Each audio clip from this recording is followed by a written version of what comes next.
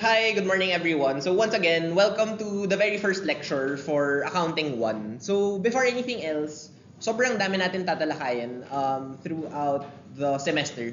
So if you know, parang we're tackling like 1 year's worth within like just one semester. So what I'll be trying to do is to provide you with all the parang key highlights. So papasadahan lang natin all of the accounting topics.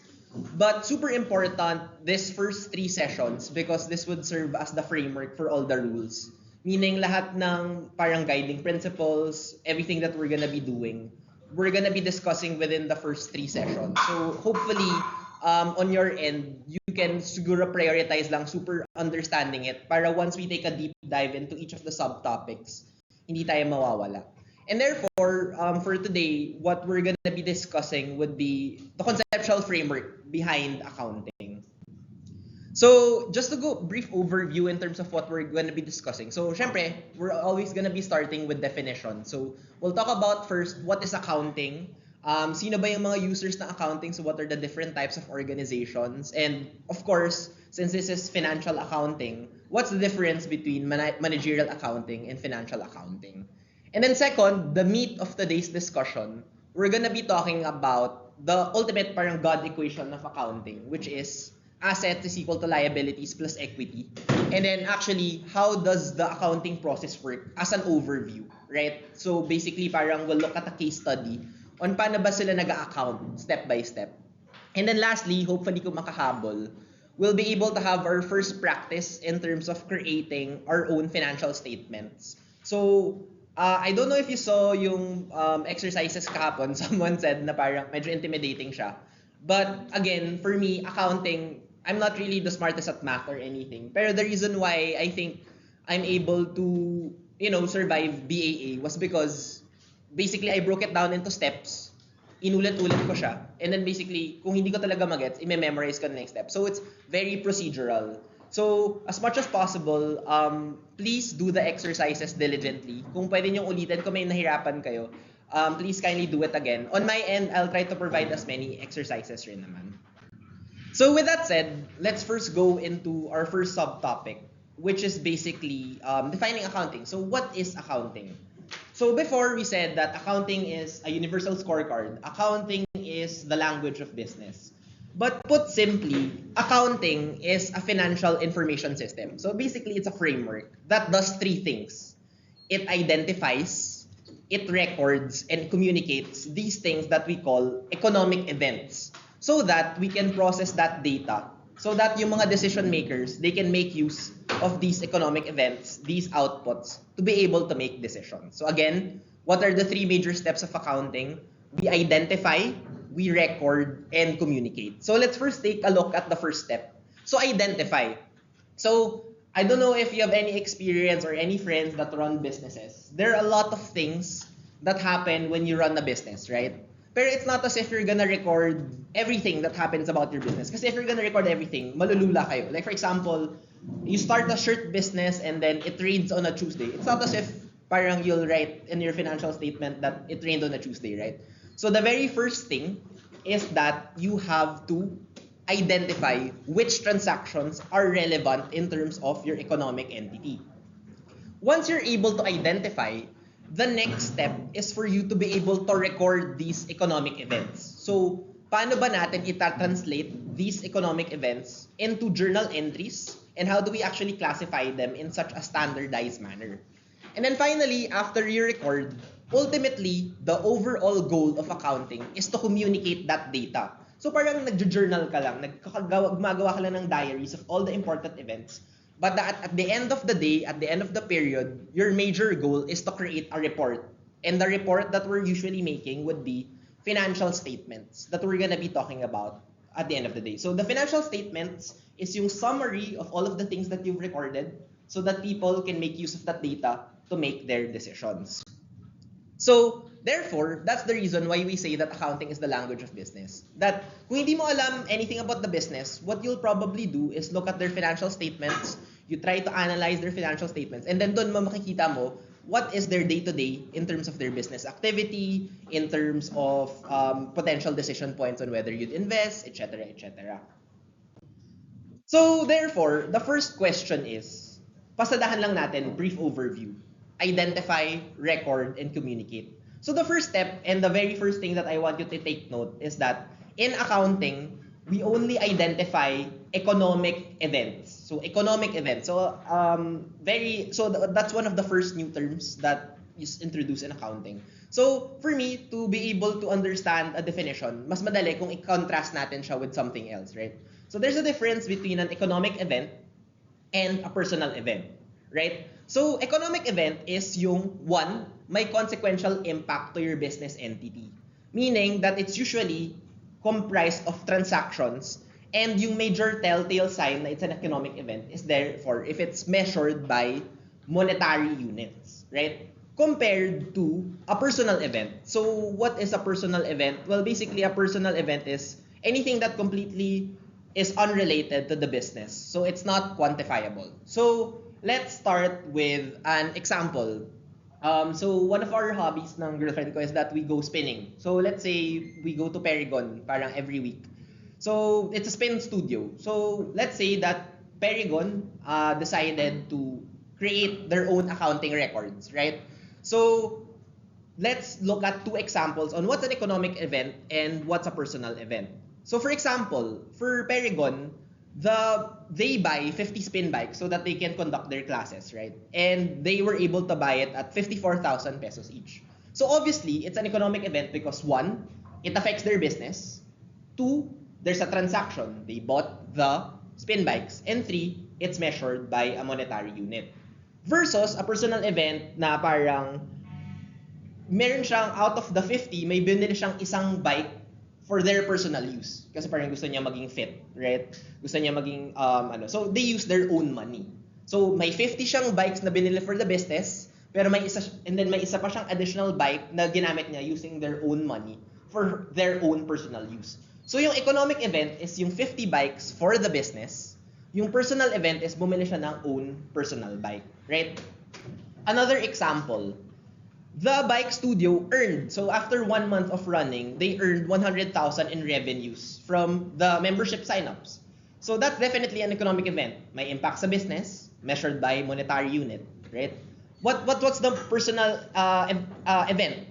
Parang nabalitaan raw niya na nagtitrend siya sa When in Manila or Spot. So parang they were featured as the most hyped studio in existence. So even though technically kind of related to the business, it's not measured by monetary unit, and therefore, it's a personal event.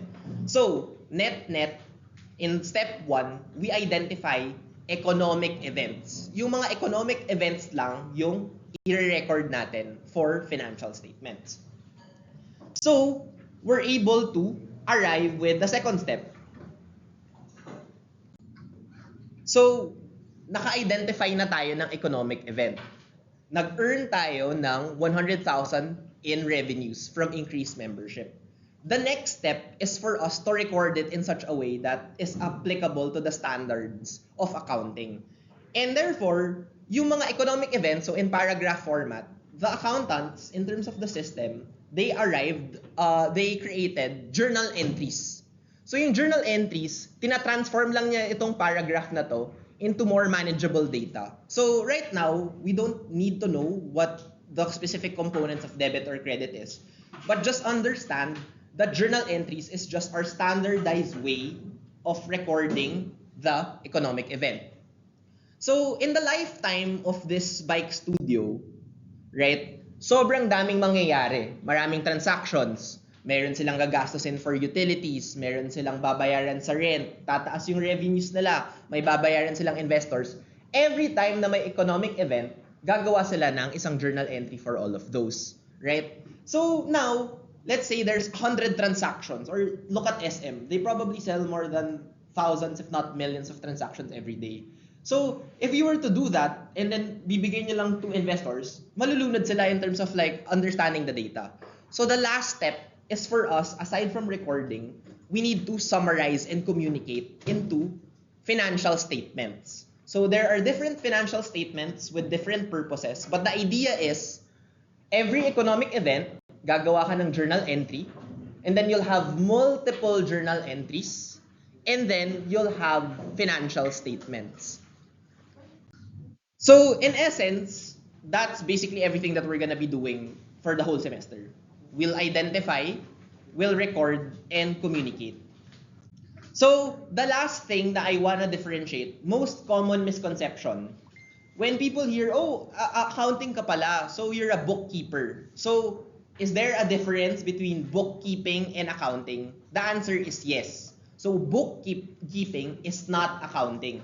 Bookkeeping is just one part, which is the recording. So, pag bookkeeper ka, ikaw lang yung nagre-record ng transaction. So, again, is bookkeeping the same as accounting? The answer is no. It's just one part of the 3 steps that it does.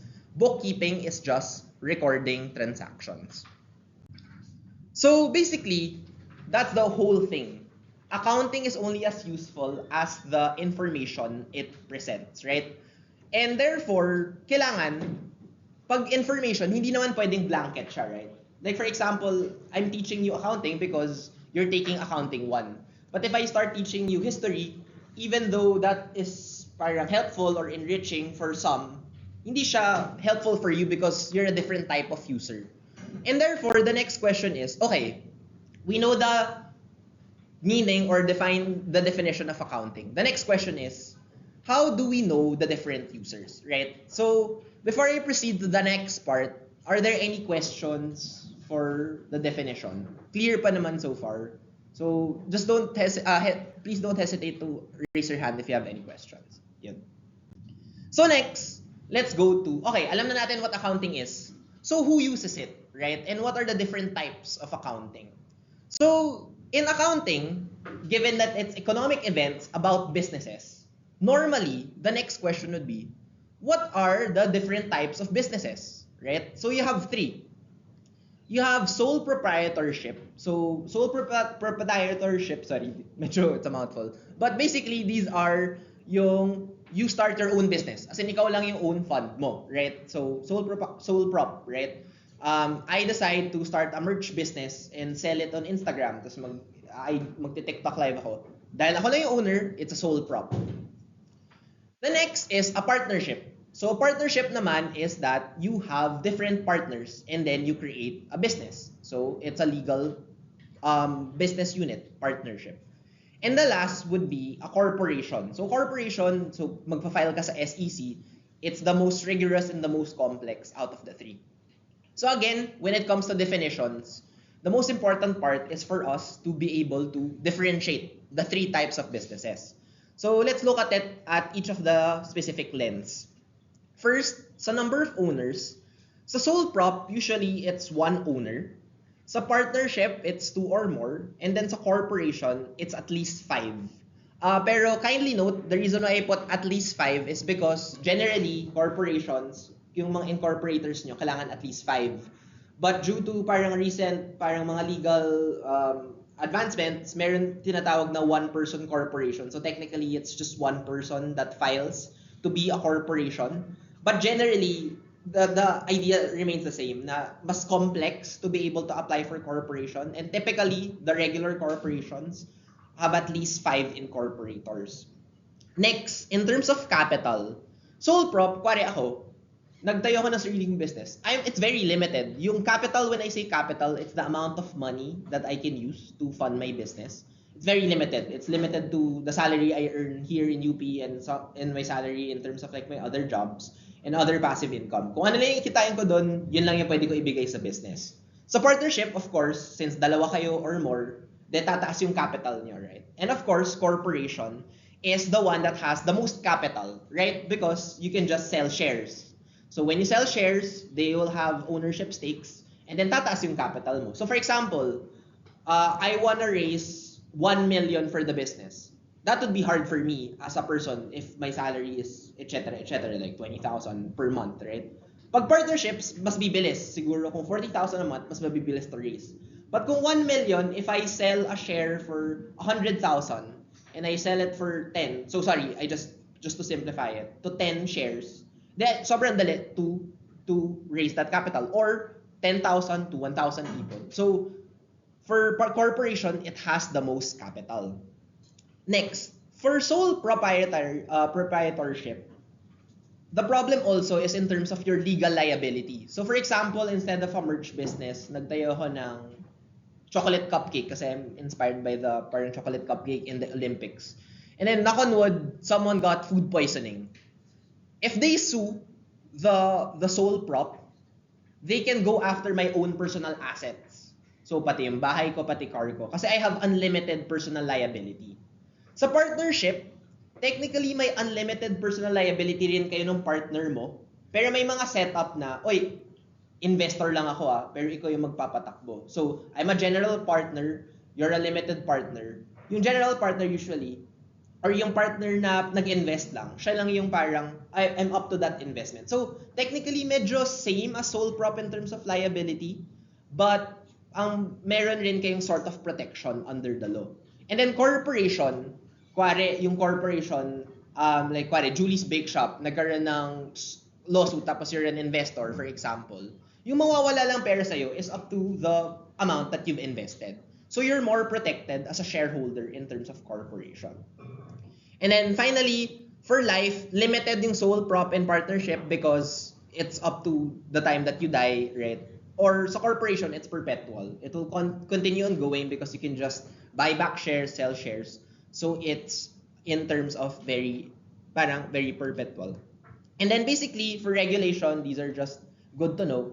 And then, in essence, just to distill everything, for management, very simple sa sole prop. So partnership, it's a bit more complex. And sa corporation, there's a separation of ownership. So ano yung mga trade-offs? If you're a sole prop, you have limited capital and you have all the legal liability in the world, right? Pero you have full control of your business. Versus corporation, nag-invest ka lang. Kung ano yung mawawala sa'yo is up to your investment. So limited yung legal liability mo and madaling mag-raise ng capital. So it's really up to you in terms of the preference. But these are just the 3 different types of your organization. Right? So the next question is, out of these 3 business types, who actually uses accounting data? So we can name a lot of people, but the general rule is there are just 2 types of users. Internal to the company and external to the company. So internal users and external users. So for internal, that's managerial accounting. So these are for managers so that they can plan, organize, and run their business. So ang ginagawa nila, more than the financial statements, are internal reports that measure the efficiency of the company so that yung company can make decisions in the future on paano nila i-improve. So basically, some of the things that they create in their special purpose reports are comparing operating objectives, i-project nila yung income, i-forecast nila yung cash needed. All internal usage. Managerial accounting, internal. For external, you have financial accounting. So ito yung mas aaralan natin for this course. These are for your external investors or external users. So who are those? First, your investors. So whether they will buy, hold, or sell ownership. You'll have also your creditors. Whether they'll evaluate whether to grant a loan to the business or not. So you have your government agencies to check kung compliant kayo in terms of accounting or taxation laws. You'll have your customers in terms of like your company performance. And of course, you have your labor unions, whether you have liquidity or ability to pay your workers. So I'm not saying that you should necessarily memorize all the external users, but the idea lang is there are internal users and external users, and if it's external, it's financial accounting.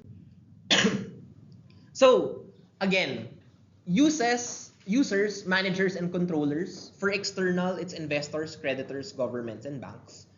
The POV, or why we create the statements, is that for managerial accounting, mas future-focused sila.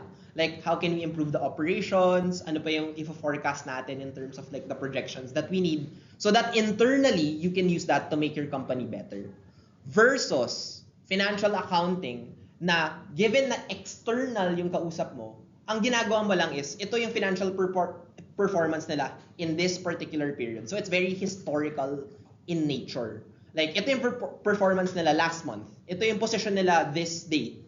Right? It's historical. Right? So that you can make decisions na, okay, given their current performance, what can I do about it? And then finally, in terms of usage, sa internal, dahil internal yan, I don't know if you've had internships yet, pero syempre, kung internal, ang masusunod is management, right? Kung ano yung priority nila. So they make special purpose reports. So they can have very specified reports, right? Under managerial accounting. But for financial accounting na blanket, kailangan lang ng external users, typically, these are just general purpose in the form of your financial statements. So let's just parang do a test, right? So basically, on your own, or you can just say it out loud, what do you think kung internal or external yung user? So first, investor is the best investor. Ang concern niya is the business earning satisfactory income? Do you think this is an internal or external? External, right? So makes sense. Bank, will the company be able to pay yung debt niya as it falls due? External, right? CFO, is the cash sufficient to pay the bills in terms of okay, so internal, right? Kasi CFO is Chief Financial Officer. BIR, is the company paying correct taxes? Of course, external. And then marketing manager, which product line is the most profitable? Internal. So ganun lang, right? So, and then kung external, it's financial accounting. Kung internal, it's managerial accounting, right? So we're done with the second part, which is basically what would be the different users and activities. Are there any questions or clear pa naman so far? So kindly raise your hand if you're... Okay.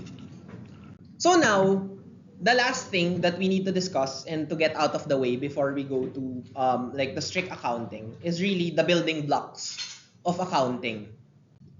And there are three things lang that is, in terms of theory, it's good for you to know, right? So number one is what we call the standard setting body. So going back to the pizza analogy before, right? There is no universal scorecard for pizzas. But for companies, there are universal scorecard because there are standardized rules on how to account for companies. So the question is, what are the standards? So we have this thing called the International Financial Reporting Standards, or your IFRS. So basically, sila yung these are the standardized rules for accounting internationally. So basically, my principles, my rules, and standards. So if you have any accounting friends, yan yung mga iniiyakan nila in third year, yung standards. Literally, binabasa nila yung book na yan. And then these are just basically like a rule book on how to account for every little thing that's happening everywhere.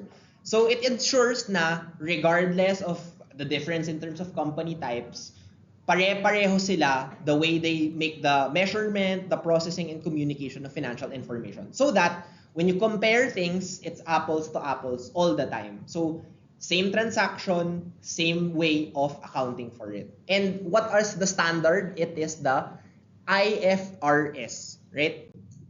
So syempre, we have the international version and we have the Philippine version. So kung may standards, the question is, sino yung author ng IFRS, right? And the author of IFRS is the International Accounting Standards Board, or IASB. So this is the standard setting body, and then they make the rules, the IFRS. Sa Philippines, it's basically the same thing, pero basically they just got the localized version. This the FRSC and the PFRS. So basically, yung IFRS, ginawa lang nilang Philippine Financial Reporting Standard. And then FRSC is the Financial Reporting Standards Council. So, standard setting body creates the rules internationally. Standard setting body yung FRSC, they create the PFRS, which is the rules that all the Philippine companies and the companies that conduct their business here applies or does. Next, how do we measure transactions? Dito, it might get a bit technical, pero I just want you to understand that there are two ways to measure generally an economic event. There is the historical cost principle, meaning you record at their cost upon acquisition and occurrence, versus fair value principle na you record at the general market value. Okay, sounds like a mouthful, so let's put an example. Generally, pag hindi parang highly liquid or asset for sale, we measure assets at historical cost. Bakit historical cost? Because we want to be conservative in measuring our asset. So for example, we want to avoid companies that can scam people. So for example, kasi usually ang tinitingnan ng mga tao is how much yung assets ng isang company.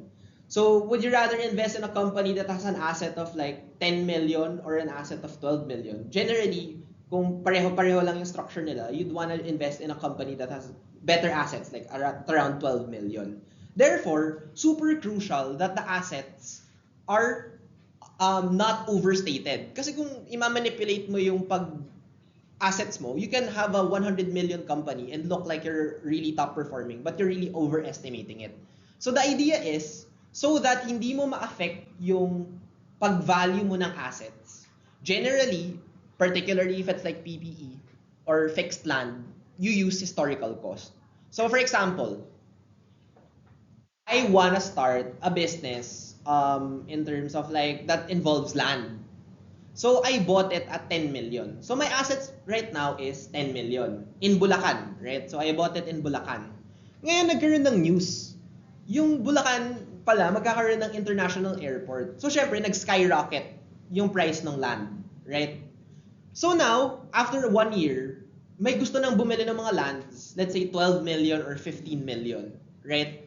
So the question is, how should you record under historical cost principle? Is it at 10 million or at 12 million? 10 million. So naka-understate siya, right? So meaning hindi mo siya ina-avoid mo mag-overstate siya depending on market fluctuation. So that's the historical cost principle, right? And then yung fair value principle, I think we'll discuss it naman in the future topic. So just know that there's two measurement bases, historical and future value. Pero yun, these are just some of the examples. The next step before we finally go into the accounting equation would be the building blocks or the key assumptions. So these are all the same assumptions that we have when we look at financial reports, when we look at the way people account. So there are 4, right? So the first is monetary unit assumption. So ito yung assumption na ang nire-record lang nating data are transaction data that can be expressed in terms of money. Meaning, kung hindi siya quantifiable in a monetary unit, hindi natin siya i-record. Again, so regardless of parang, kuwari, naging number 1 kang coffee because of Tatler, right? If there's no way to measure that in a monetary unit, then we cannot record that, right? So again, anything that we record should be expressed in terms of money. And yun lang yung included in terms of our accounting record. Next, the next assumption is economic entity. So the assumption is that the activities of the entity be kept separate and distinct from the activities of its owner and all other economic entities. Sounds like a mouthful, pero ito yung general idea. I'm a sole prop, right? I'm a person, right? And I have a business, right? I have a business. So let's say it's a merch business. The idea is this business is a separate economic entity compared to me as a person. So basically, kuwari, looking at the previous case, kuwari, bumili ako ng nag-invest ako ng 50,000, right? I-record natin yan because it affects the economic entity. Ngayon, parang medyo ginipit ako ng pera, parang dahil 8-8 gusto ko bumili ng sale, right? So kumuha ako ng 10,000 pesos, right? Yung paglabas ng pera out of the economic entity, we will still record that. So, yung pag-invest, i-record natin. Yung paglabas, i-record natin because it affects the economic entity. Pero, separately, yung 10,000, binili ko ng TV or ng monitor. I-record ba natin yung pagbili ko personally ng TV or monitor? Hindi na, right? So, that's the economic entity. Now, we only record the things that affect the economic entity. And for sole prop, that would be kung ano yung ininvest mo, which is what we call owner's capital, and kung ano lang yung nilabas mo, owner's drawing. Pero kung ano yung ginawa mo dun sa pera na nilabas mo, wala na tayong pake dun sa transaction na yun. So that's the economic entity principle. Next. So next would be to just let's take looks at an example on i-record ba natin or not under the economic entity. So a marketing director purchases a MacBook to edit family videos using their own money. Is this record or not? Not, because personal usage. So regardless kung it's the same to the work that they play in. An owner prepays fire insurance for the restaurant business. Record. A mid-level employee was fired. So, not really, because parang wala naman siyang monetary unit, right? Na ano. So bababa lang siguro yung accounting, yung salaries expense niyo for the month, right? But you're not gonna put like they were fired, right? An entrepreneur took out money from his TikTok clothing business to buy personal branded clothes. So, yes. Why? Because they took out the money. So, meron siyang owner's drawings, right? And then finally, you took out a loan from a bank for a bakery business. Yes, right? So, any questions so far? Clear naman? So, that's monetary unit and economic entity. And then lastly, you have the going concern assumption. So the idea lang here is that we're creating financial statements under the assumption that the business or the entity will continue in operation for the foreseeable future. Meaning, hindi siya mababankrupt bukas. Hindi siya magko-close next week. The assumption is, as long as nag-account ka, it's going concern. For the foreseeable future, everything will be status quo. Hindi sila magsasara, hindi sila masusunugan. It will go on and on, or may going concern. And then lastly is that we measure it in time periods. So maintaining and reporting for specific periods of time, and that per period we're consistent each year. So the next thing that I just want to remind you is that always look back that accounting is just scorecards. And this is where the time period comes in. So this is the business life of the company. And then let's say every year, may report card ka. So gagawa ka ng financial statements here. Gagawa ka ng financial statements after year 1, year 2, year 3, year 4. So ang sinasabi lang ng time period assumption is that dapat same lang yung length nito. And that the way you account for it should be the same per period, right? Pero the general idea lang naman is gagawa ka ng report card per period in terms of the financial performance and possession. And then, so that madali mong matrace back kung ano yung nangyari. Kaya siya historical in nature. There. So, thank you so much for the patience. So I know a lot siya. But generally, those are just some of the theories that you need to internalize. So to operationalize it, that's something na parang I'll be able to parang you can see naman in terms of your exercises. So in terms of practicality, in terms of quiz, those are just mostly theory. So is that something you need to memorize? I think you just have to familiarize yourself between the differences, right? So yun lang. We're now finally at the starting line for accounting. And this is where talagang I want you to focus on for the next 2 sessions. And that is the accounting equation. So basically, the thing that we talked about last session is that everything that the business owns has to come from somewhere. Whether it's lent by a third party or put up by the owner. So again, tatandaan nyo lang, everything that you own is either attributed to other people outside or your own efforts, right? So everything that the business owns has to come from somewhere, either lent by a third party or put up by the owner. So those are the 3 major components. Assets are those that everything that the business owns. Now, how do you build up your assets? either A, through equity, so these are things that is put up by the owner, or B, it is lent by third parties. So now, makikita nyo that everything you own, your assets, is either funded by your own equity or funded by your liabilities. And therefore, because of this simple principle, the super most important na wag niyong kakalimutan na equation is assets is equal to liabilities plus equity. As in literally yun lang. So assets is equal to liabilities plus equity.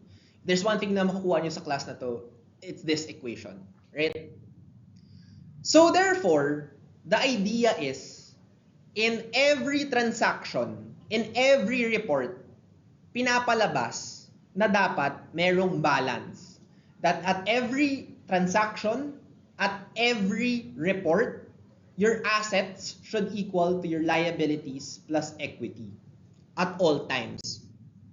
So, again, please break down the formula accordingly. So, don't be too static in terms of understanding the concept. So, meaning, if assets is equal to liabilities plus equity, pag pinahanap ko kayo ng liabilities, it's just assets minus equity. Or pag hinanap ko yung equity from you, it's assets minus liability. So with that said, let's kindly bring out your calculators. Super simple math lang naman. But let's solve this together. So kung merong gusto mag-try, kindly let me know. So number 1, my liabilities are 25,000 and equity 75,000. How much is yung assets? 100, right? So just add, right? So 100. Assets ko is 450,000. Paano ko yung tinayo? 95,000 is liability. And how much yung equity? 355. So that's basically 450 minus 95. Okay, binigay naman is equity. 30,000 yung equity ko. Yung asset ko is 38. So liabilities ko is 8,000. And then finally, flashback to math 100, or I don't know kung anong math nyo na. Equity is 2 times more than the liability. So what's your liability? 25. So kung liability is 25 and equity is 50, your asset is? So yun. So in the course of our semester, parang lilituhin kayo with everything in terms of ano ba yung different types of assets, ano ba yung different types of liabilities, different types of equity. But at the end of the day, ang gusto lang natin makita is that your assets is equal to your liabilities plus equity. Right? So now, let's focus on the definition. So okay, sinimplify ko lang. Pero ano ba talaga yung definition niya based on the IFRS, right? Between assets, liabilities, and equity. First, asset is a resource that is controlled by the entity, and because it's a past event, meron siyang generate na future economic benefit that is expected to flow to the entity. So, asset. The only 2 things that you need to know about the asset, 3. Resource, it's a resource. You can make use of it. The second is that it is controlled by the entity. And because of that control, it creates what we call your future economic benefits, right? That will flow into the entity. So merong economic benefits na magpo-flow into the entity. So, before, when I was in accounting, when I was an accounting undergrad, minemorize ko lang what assets are. I mean, like, pag receivable asset, pag supplies asset, pag prepaid expense asset. Actually, some are very intuitive because of your day-to-day life. If there's one thing lang na you need to memorize, receivables, asset, and prepaid expenses, asset. Yun lang. And then the rest, generally, magigets nyo. So, pero papasadahan naman natin the definition. So, cash. Bakit siya asset? Because cash is king. You can do anything you want with money, right? In terms of like, syempre, converting it into different resources. You can buy goods, you can give debt so that you can earn interest, you can buy services. So yung benefit mo is that you can buy anything you want with it. That's why cash is an asset. Now, what is a receivable? Let's say, nagbebenta ako ng shirt. for merch. Tapos, nagbenta ako sa friend ko. So, binigay ko na yung shirt sa kanya. Pero, wala palang laman yung GCash niya. So, sabi niya, okay, utang ko muna sa'yo yan, pero babayaran kita.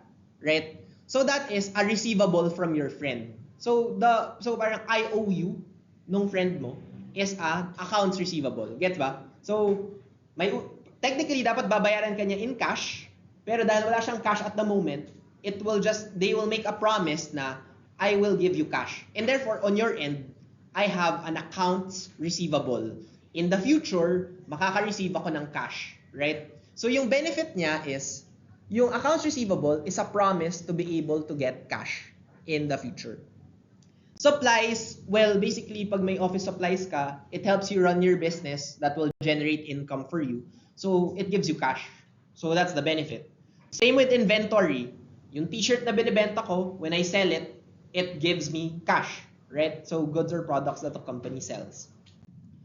Prepaid expenses are those na, for example, going back to our spin example, yung bike studio, syempre kailangan niya ng rent. Kailangan niya ng rent. Now, I don't know if you've ever done parang rent deals. I don't know kung sa mga dorms nyo or whatever. But rent, usually, meron kang binabayarang 3-month advance. Right? So, isipin mo, hindi ba expense na yon? Kasi ginastos mo na eh. Pero, based on the definition, this 3-month payment actually has a future economic benefit. And the benefit is, for 3 months, magagamit mo tong space na to. So, technically, at the start, it's still an asset. And then as you use it, dun mo lang i-expense. Na parang, 3 months worth of rent, prepaid rent is still an asset. After 1 month, magiging expense yung 1 month portion, pero yung 2 months asset pa rin. So, it sounds complicated, but the general idea lang is, when you prepay for a thing na hindi nyo pa nagagamit, like for example, I prepaid insurance. Pag hindi ko pa naubos yung insurance ko, that's still an asset because I have a future economic benefit. I can still get insurance within that time period. I can get rent pa. So that's just prepaid expense. Right? And then finally, we have property, plant, and equipment. So basically, land, building, machine, equipment, anything that could help your business operations is to turn it into cash. So the question is, anyone have any questions for assets? Okay, clear. Next, liabilities. So kung asset is a resource, liabilities are obligations, right? Na magkakaroon ka ng outflow, right? From the entity. So again, assets, resource, na may future economic benefit that will inflow your entity. Liabilities are obligations that will create an outflow from the entity, right? So mawawalan ka ng benefits. So in that scenario, accounts payable. So let's say yung friend ko may business rin pala siya. So it's a business to business. I have a shirt business na binibili niya in bulk yung some of my designs para ibenta niya rin.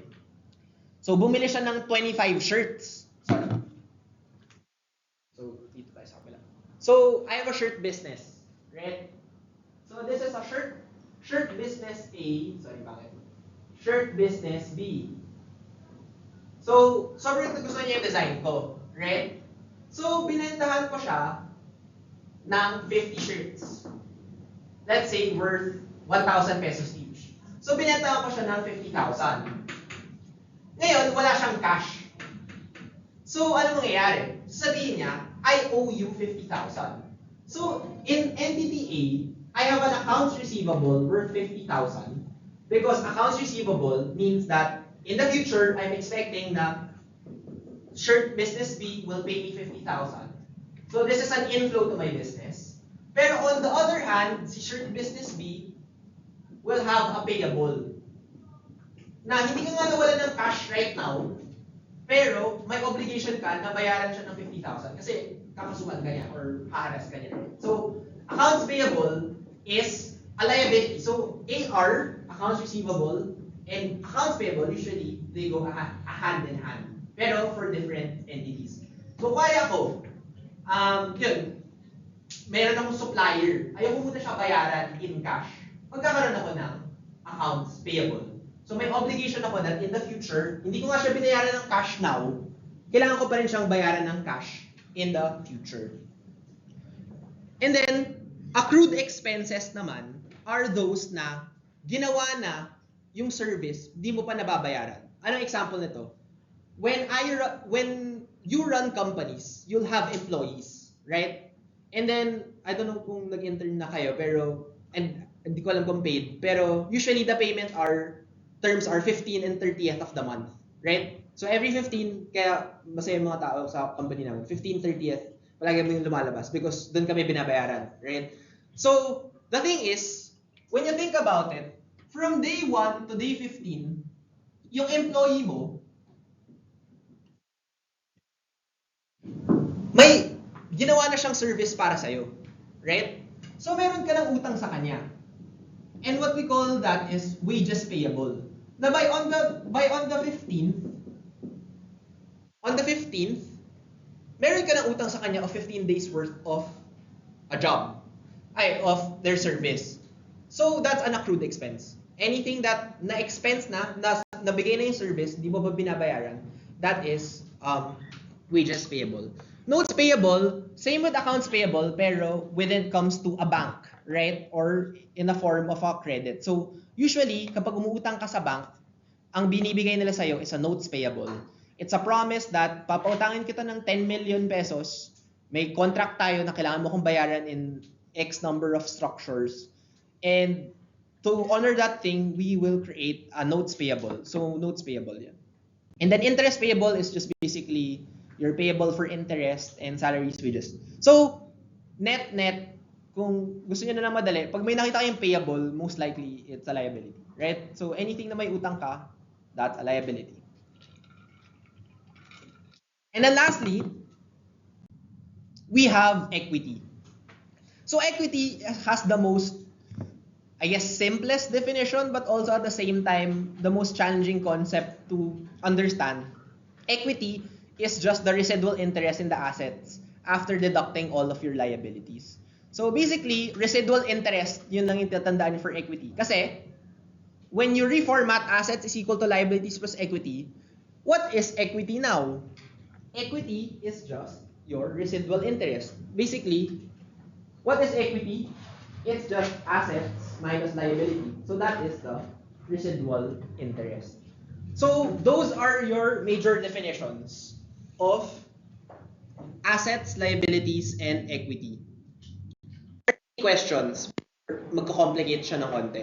So now, clear na tayo na assets is equal to liabilities plus equity. Now, we need to advance the way we understand equity. Okay? So equity has two major components, right? You have your owner's capital, so what the owners invested, and then you have what the owners take away from the company, or your owner's drawing. So if naalala niyo yung example ko kanina, nag-invest ako ng 50,000 into my business, owner's capital.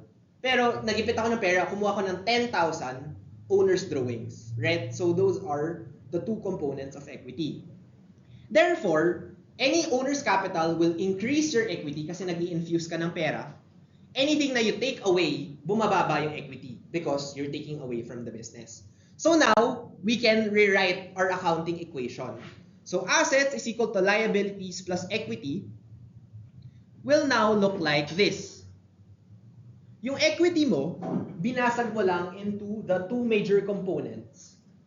From your equity, there's owner's capital, yung mga ini-invest mo, and then owner's drawings na tinatanggal mo. Right? So, this is the major equation, and then babasagin lang natin si equity to owner's capital and owner's drawings. Again, owner's capital is the thing that you put in the business.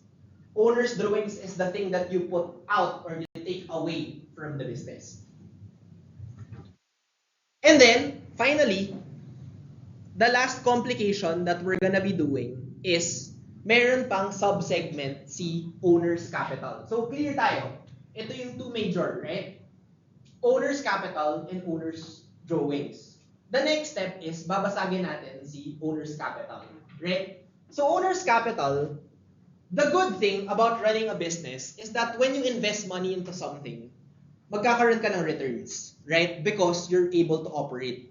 Right, nagput ako ng 50,000 into my business. Yung 50,000 na yun will incur expenses. Those 50,000 will also incur revenues because of the things that I spend on, right? And therefore, I want you to look at owner's capital into three other facets. Of course, one is your investment to the business. So, every time nag-i-invest ka, tumataas yung owner's capital mo. The second is, pag nagkakaroon ka ng income or revenue from your business, tataas rin yung owner's capital. And then finally, pag nagkakaroon ka ng expenses, bababa yung owner's capital, right? And therefore, dito na papasok yung concept of net income or net loss. So, I think generally alam nyo naman what revenue is. So, basically what you're able to generate as a benefit. You know what expense is? Basically, yun yung mga ginagastos. And then, revenue minus expense will either be net income or net loss. So, makes sense.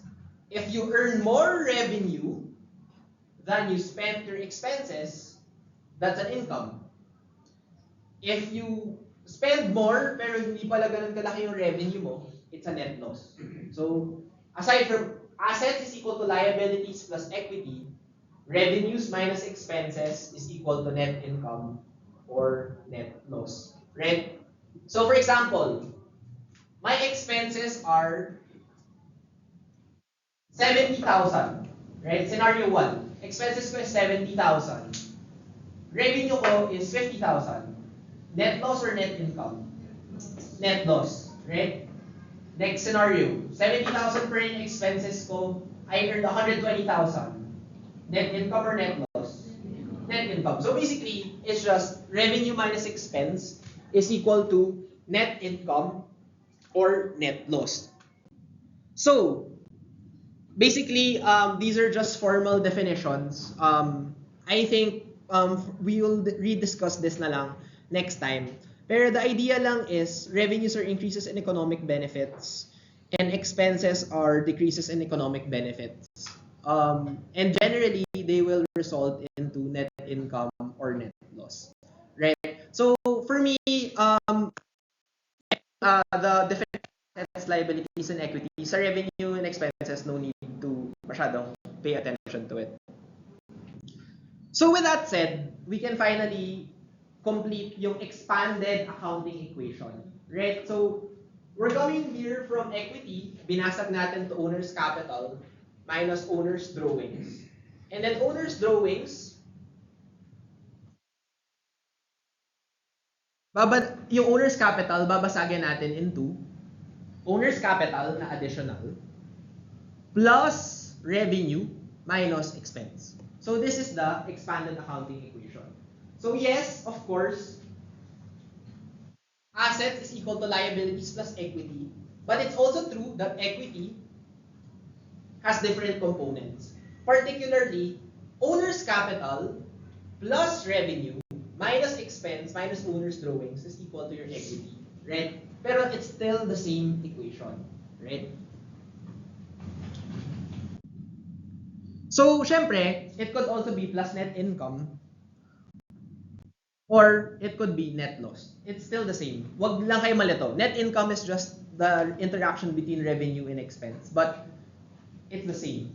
Generally, ang pinaka-importante is, ito lang yung huwag niyong kakalimutan, right? Like, revenue and expense, whatever their interaction is, that will determine kung ano yung net income or net loss nyo. But, these are just the two equations that you need to understand. So, assets is equal to liabilities plus equity, but we know that equity has 4 different segments. Owner's capital, the money that you put into the company. Your revenue is whenever you get economic benefits. Expenses is whenever you have decrease in economic benefits. And owner's drawings is when you take away money from the company. So these 4 is still just part of equity. So let's basically do a more complicated scenario, right? So it looks intimidating pag sobrang daming terms. This is how I visualize it in my head. Wala akong pake dito sa apat na to. All I care about is my equity, right? So, the first question is, how do we solve for this, right? Parang dami, nakakasuka yung information. Well, let's take it step by step. Step 1, let's first get equity, right? Alam naman natin yung equity eh. So, with your calculators, please solve with me. So, we have owner's capital, so 100,000. May drawings na 80,000. So, that's minus 80,000. So, 100,000 minus 80,000. Plus revenue of 30,000. Minus expense of 25,000. Ano yung lumabas? Yung equity, therefore, is 25,000. And therefore, bumalik na tayo sa normal equation. So, what's liabilities? 25,000 also. Right? So, the next step is get your liabilities at 25,000. Next. Okay, iba naman yung nawala. Ito naman yung nawala. So, basically, let's not panic. What can we solve for now? Para lang siya sudoku. Right? So, what can we solve for now? The very first thing that we can solve for is equity. Right? So, step 1 is get equity. What's equity? 40,000. Equity is the residual interest. So 100 minus 60,000 is 40,000. Now, what I want to do is, kailangan, whatever yung ano nito, 40,000 yung lumabas. So, can you help by solving with me? Owner's capital, 20,000. Minus owner's drawings of 10,000. Plus revenue of 80,000. Ano yung current output niya? 90,000. Paano natin gagawing 40,000 yung 90,000? Minus 50,000. So, yung expenses nyo is 50,000. So, basically, ganun lang naman. Yun. So, basically, that's how you play around with the equation. So, kahit ano yung mawala dito, just make sure na this is just one major component of the 4. Right? So, finally, and this is the last topic for today, we'll have our analyzing the business transactions. Right? So, a transaction, ito yung formal definition, is an economic event that are recorded. Right? So, transaction, economic event. So, I will stop using the term economic event and I will just say transactions. Gets na natin now na these are just economic events that are recorded. So let's start with the first case study for accounting 1, which is basically Macy Staff Consulting. So basically, every day, mayroong nangyayari from May 1 to May 30, nag-start siya ng business. This is typically what accounting looks like on a day-to-day basis, right? Our goal first is for you to get used to the idea that in every transaction, nagbabalance ang assets is equal to liabilities plus equity. So there are 2 things lang na I want you to know today and to master. The basic transaction analysis and the advanced transaction analysis. In the sheets of paper na I gave you, advanced transaction analysis yan. So pahanap na lang. Pero we'll start muna with basic transaction analysis, right?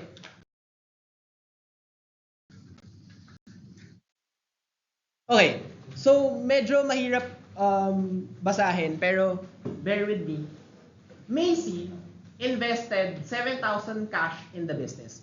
So the very first thing I want you to know, every time may transaction, may dalawa na naapektuhang items. At least 2. I'm not saying pwede rin 3, pwede rin 4, pero at least 2 yung effects niya. Now, I want you to tell me kung nag-increase ba or nagde-decrease yung specific component. So, Macy invested 7,000 cash in the business. So, cash, tumaas yung cash ng business. That would be an increase in the asset, right? Pero we also know na nag-invest siya. So, that is an owner's capital. So, tumaas si asset, tumaas si equity. May balance. Asset is equal to liabilities plus equity. Tumaas yung asset, tumaas yung equity. Balance. Sorry. Anyways, paid 900 for office rent for the month. nagbayad ka na, right, ng rent. So, nabawasan ka ng pera. So, your asset goes down. Pero, ano yung bumaba? Equity. Nagkaroon ka ng expense. Right? So, assets, bumaba. So, bumaba yung assets mo, bumaba yung equity. Balance pa rin. Next, purchased 800 of supplies. So, bumili ka raw on account. So, please be careful. On account means what? Hindi ka naglabas ng cash. Umutang ka pa. So, on account means that nagkaroon ka ng accounts payable. And accounts payable is a liability. So, tumaas yung yung liability mo because this is a liability. Pero tumaas rin yung supplies mo because it's an asset. Does that make sense? Right? So, ano yung difference? Kung nagbayad ka in cash, tataas yung supplies mo ng 800, pero bababa yung cash mo ng 800. So, tataas si asset, bababa si asset. Magbabalance pa rin. Pero dahil on account, umutang ka, it's a liability because accounts payable. Right? Nagkaroon ka ng liability. Later, in the advanced transaction analysis, you'll be able to see. Next, you paid 125 to advertise in country news. So, nagbayad ba siya in cash? Yes, kasi walang sinabing on account. So, bumaba si asset. And then, nagkaroon ka ulit ng expense. So, bumaba si asset, bumaba si equity. Then finally, after sobrang dami mong ginawa, nagkaroon ka ng income. You received 4,000 cash for services performed. Yung 4,000, right? Ano yung nangyari doon? Ano yung tumaas? Asset and equity. Correct. Next, nag-withdraw ka raw ng 1,000 cash for personal use. So, what is this an example of? Out of the equity components? Drawings. Nag-withdraw. So, bumaba si equity. And therefore, dahil bumaba rin yung cash, bababa rin yung assets. And then, nag-perform ka ng 6,400 of services. So, kumita ka. Nagkaroon ka ng revenue. Pero, on account. So, ano yung tumaas na asset? Is it cash? Receivable. Yun. Okay. So, accounts receivable. So, tumaas yung asset na accounts receivable, tumaas yung equity. Paid 2,500 for employee salaries. So, yung employee salaries is an expense. Right? And then, bumaba yung cash mo.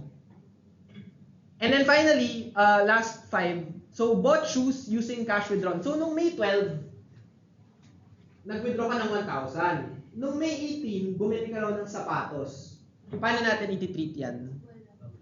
Wala. Correct. Kasi, wala tayong pake kung ano yung gagawin mo in your personal time. Right? So, economic entity theory states na no effect.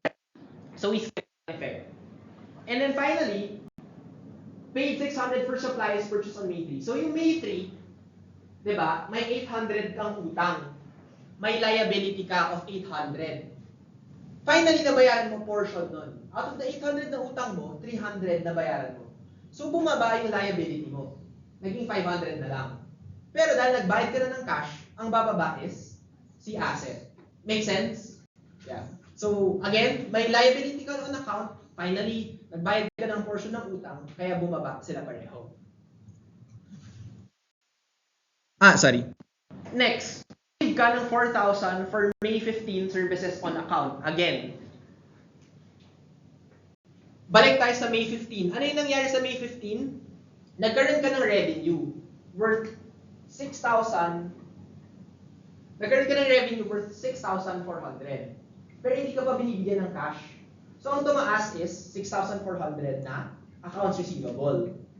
In this May 23, out of the 6,400, finally, nagbayad siya ng 4,000. So, ano nangyari?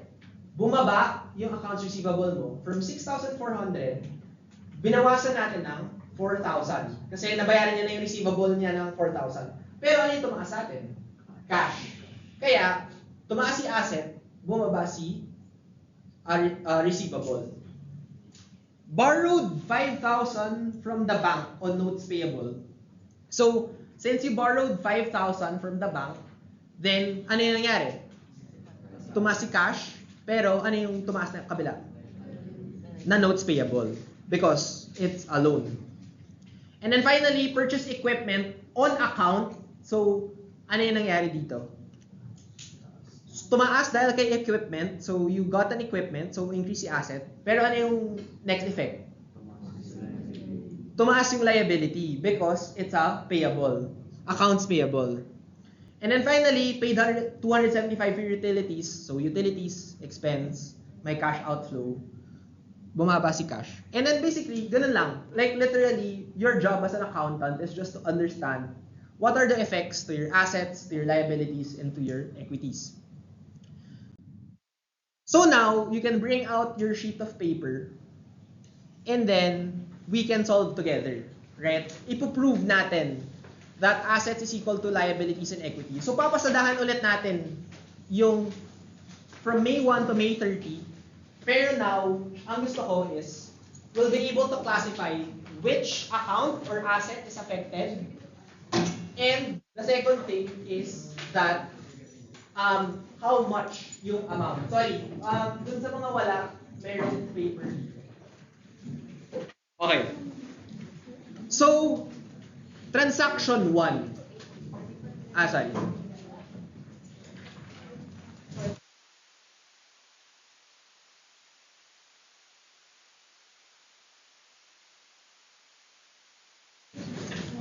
Make sure to get 3 pieces of paper. Yung isa, parang merong income statement, changes in owner's equity, and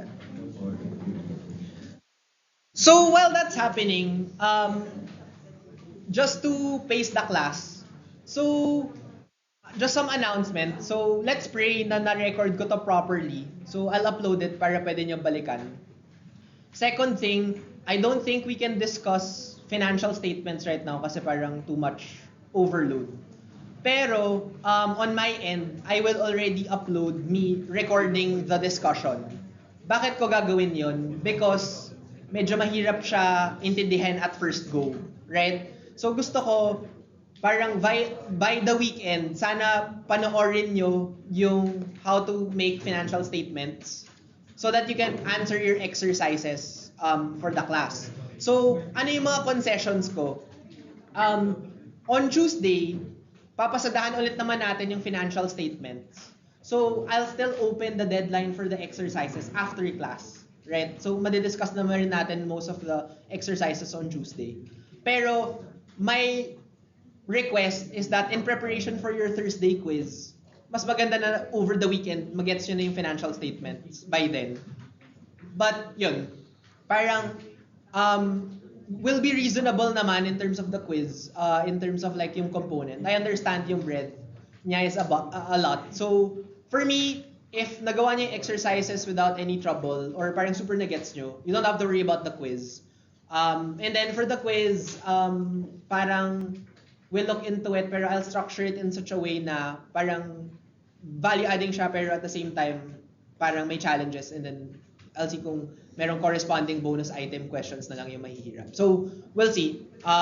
We'll have our test run on our first meeting, or our first quiz on Thursday. So, I think we can start. Okay, so again, I want you to start parang training yourself na every transaction, at least 2 yung matatamaan. And then, kailangan magbabalance siya. So, again, Macy invested 7,000 cash in the business. So, alam natin na assets increase and equities increase. So, what will happen? Ano yung asset na matatamaan? Of 7,000 and owner's capital of 7,000. Next. Nag-pay ka raw ng 900 of office rent for the month. So, nag-pay ka, hindi naman sinabing on account. So, bababa si cash. And then, ano yung rent? Rent, expense. Right? So, dun siya sa kabila. So, things to note.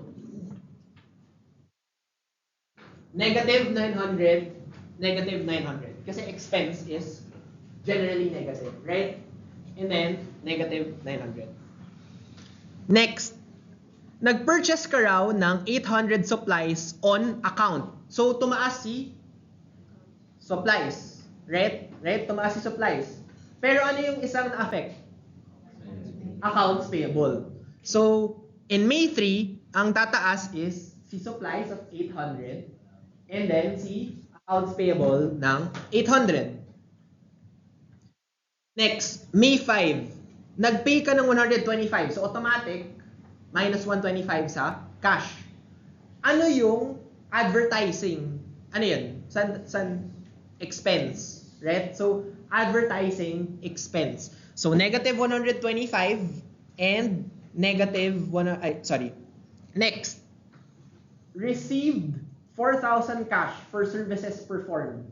So, ano yung tumaas? Dahil nag-perform ka, nagkaroon ka ng service, nagkaroon ka ng cash, so tataas si cash, and nagkaroon ka ng revenue, right? So, 4,000. Next, nag-withdraw ka ng 1,000 na cash for personal use. Anong maapektuhan? Bawat cash and meron kang minus 1,000 dun sa owner's drawings. Next, nag-perform ka ulit ng service. So, every time nag-perform ka ng service, meron kang revenue, right? Pero, ano yung asset na tataas if it's on account?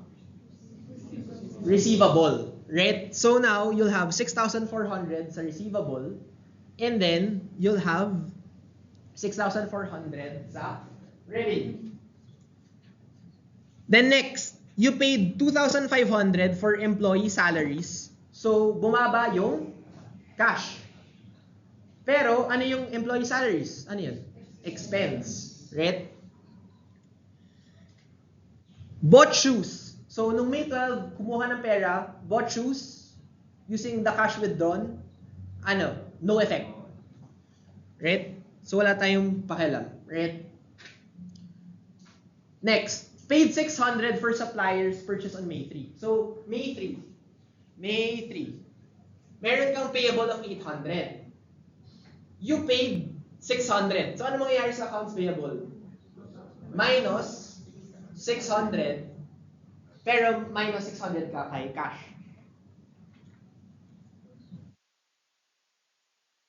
Received 4,000 for May 15. So, again, saan si May 15? May receivable ka of 6,400. May na-receive ka raw na 4,000 in cash in relation to this receivable. So, ano mangyayari? Minus 4,000, tapos plus 4,000 kay cash.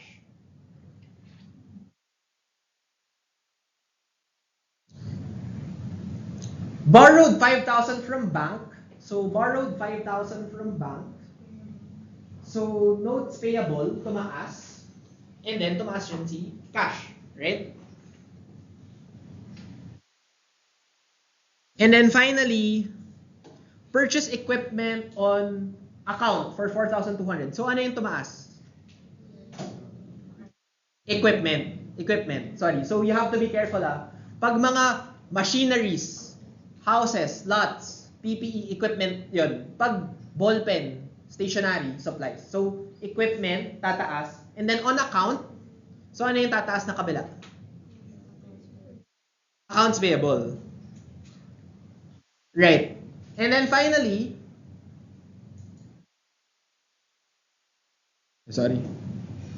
paid 275 for utilities.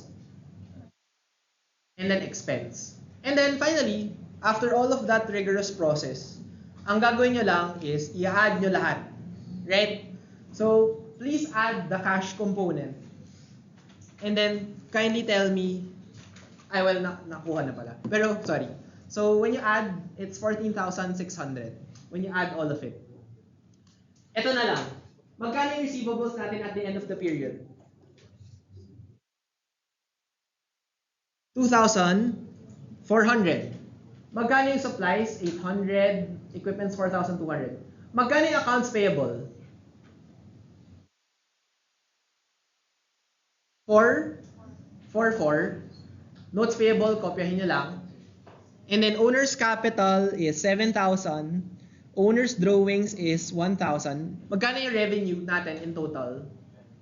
10,400. And then finally, your expense is how much? Sorry, maliit.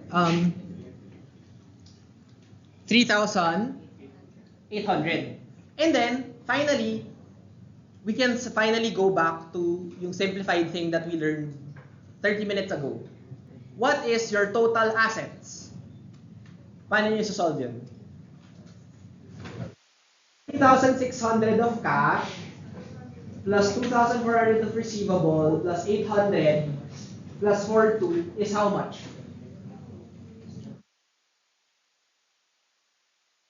Magkano yun?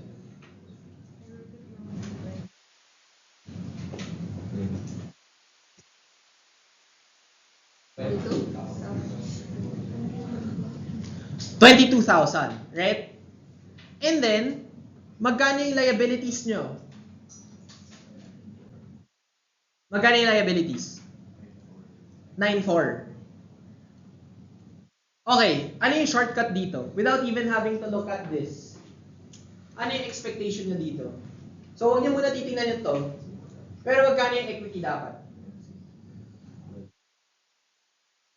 Ang equity dapat is, regardless kung ano yung matotal nyo dito, should be 22,000 minus 9,400, 12,600. Pero if you add rin, 7,000 minus 1,000 plus 10,400 minus 3,800,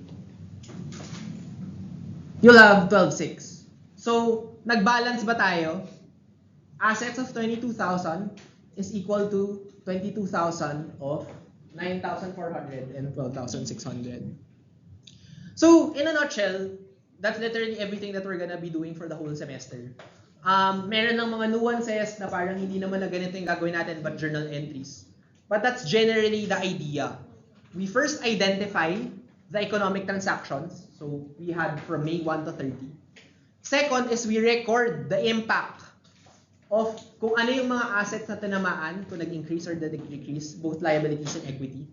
And then, we organize them and communicate them back to the accounting equation na assets is equal to liabilities plus equity. So, basically, we are able to prove the God equation for accounting in this particular scenario. So, the last thing, so ito na lang yung last thing that we will discuss before we'll have our quiz for the session, is preparing for financial statements. So, again, I will upload a recording of me just explaining it. I will still discuss it on Tuesday, pero for you to not get overwhelmed, please do take the time to watch the video. At most, mga 20 minutes lang yun. Just so that you can apply it in the exercise. So with that, thank you so much. I know marami, but thank you so much for participating. See you on Tuesday, and I hope you have a happy weekend.